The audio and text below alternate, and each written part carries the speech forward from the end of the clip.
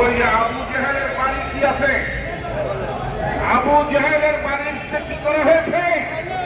Toilet বানানো হয়েছে, পায়খানা বানানো হয়েছে। আওয়ামী লীগের লোকেরা যদি বেশি বাড়াবাড়ি করেন তাহলে তাদের বাড়ি ঘরে যারা দেশে যারা আছে মনে রাখতে হবে তাদের বাড়ি ঘর কিন্তু জনগণ টয়লেট বানিয়ে দেবে। এটা মনে রাখতে হবে। ওদের বুঝে শুনে বিক্ষোভ করবেন।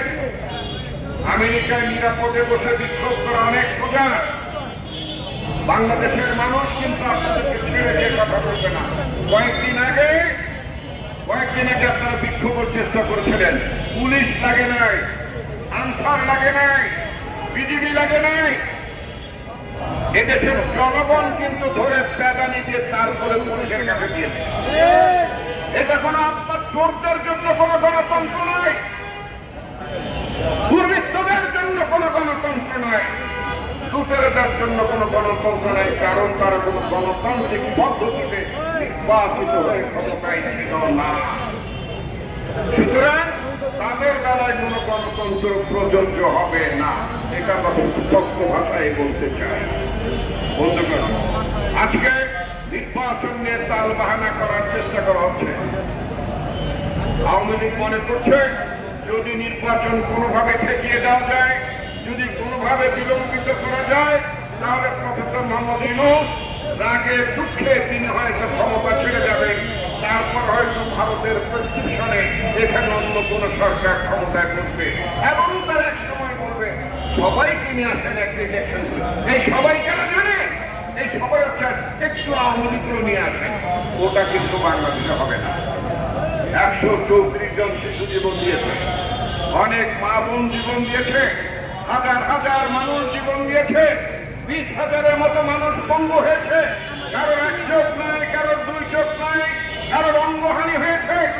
এত মানুষের ত্যাগের বিনিময়ে বাংলাদেশে ফ্যাসিবাদ মুক্ত হয়েছে।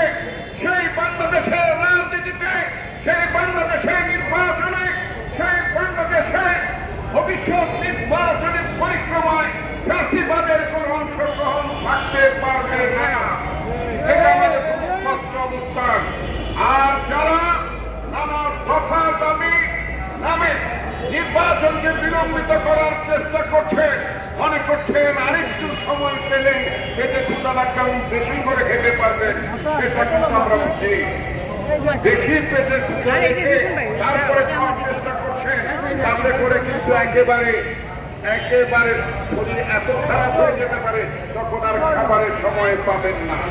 সুতরাং যে সমস্ত উদ্ধট কথাবার্তা বলছেন এগুলো বাংলাদেশের সংবিধানে এগুলো নাই, বাংলাদেশের নির্বাচনী ব্যবস্থা এটা নাই, আমেরিকায় নাই, লন্ডনে নাই। যারা সবচেয়ে বেশি গণতন্ত্রের চর্চা করে, এমনকি পার্শ্ববর্তী দেশে ভারতে যারা গণতন্ত্র চর্চা করেন, মোদী সরকারের অনেক বদনাম আছে, সাম্প্রদায়িকতার বদনাম আছে, ভোটটা মোটামুটি তো সেখানে ঠিক হয়।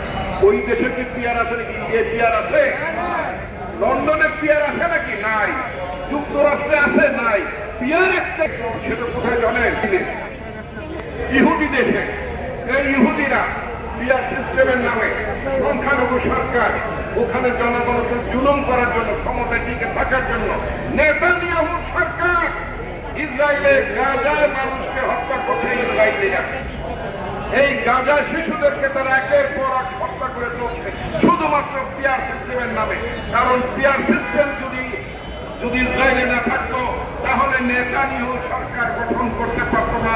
কারণ সে হচ্ছে একটা সংখ্যালঘু দল, পার্লামেন্টে তার অবস্থান সংখ্যালঘু। এই সংখ্যালঘু সরকার শুধুমাত্র পিয়ারের নামে ওই ইসরায়েলের শাসন ব্যবস্থায় ঠিক আছে এবং ওখানকার জনগণকে হত্যা করছে, শিশুদেরকে হত্যা করছে। আমরা ইহুদি ব্যবস্থা, এই ব্যবস্থাকে যে ইহুদিদের জন্য জনপ্রিয় ব্যবস্থা পিয়ার, ওই ইহুদিদের পছন্দের পিয়ার বাংলাদেশের মানুষ মেনে নেবে না। বাংলাদেশের মাটিতে এই ইহুদি পিয়ার ব্যবস্থা চলবে না, চালু হবে না। এটা সুতরাং যারা জেনে বুঝে অথবা না জেনে পিয়ার করছেন তাদের জন্য বলতে চাই, বেশি ভাত কিন্তু দুধ দিয়ে মাখায় খাওয়া যায় না। কিন্তু যদি বেশি বাড়াবাড়ি করেন নির্বাচনকে নিয়ে যদি কোনো ঝামেলা পাঠান তাহলে কিন্তু আপনার দায় দায়িত্ব আপনাদের নিতে হবে। বাংলাদেশের গণতন্ত্র বিপর্যয়ের দিকেও চলে যেতে পারে। আমি বহুবার বলেছি, বাংলাদেশের গণতন্ত্র সংকটের মধ্যে আছে, দেশ একটি ট্রানজিশনাল ক্রাইসিসের মধ্যে আছে।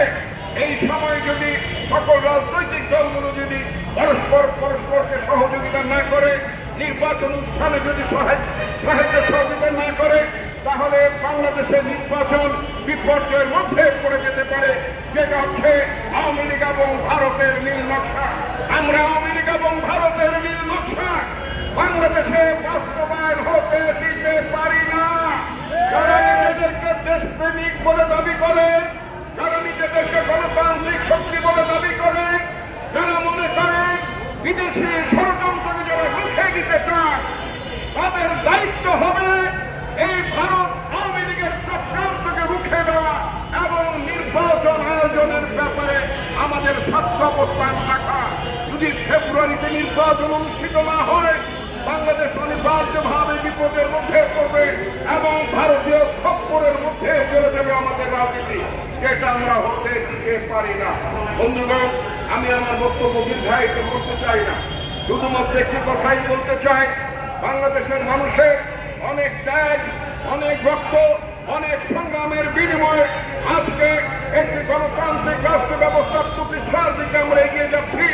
সেই তার বিরুদ্ধে যে ষড়যন্ত্রগুলো হচ্ছে, সেই ষড়যন্ত্রগুলো রুখে দেওয়ার জন্য দল মত নির্বিশেষে আমাদের সবাই ঐক্যবদ্ধ হতে হবে। আপনাদেরকে ধন্যবাদ। আসসালামু আলাইকুম।